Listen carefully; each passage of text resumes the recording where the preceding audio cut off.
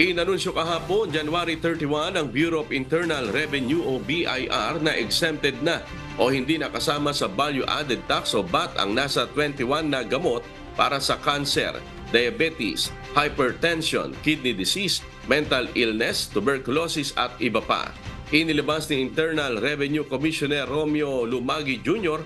ang Revenue Memorandum Circular Numbers 17/2024 na magbibigay ng VAT exemption sa 21 uri ng gamot para sa iba't ibang sakit. Malugod namang tinanggap ni Health Secretary Ted Herbosa ang naturang balita na inaasang makatutulong sa mga taong may mga karamdaman. Para sa kalihim, napakahalaga ng naturang VAT exemption dahil bumababa ang presyo ng mga gamot na kinakailangan ng mga taong talagang may sakit. Dahil anya sa mas murang gamot, mas maraming may sakit ang maaaring mabigyan ng gamot ng Department of Health o DOH.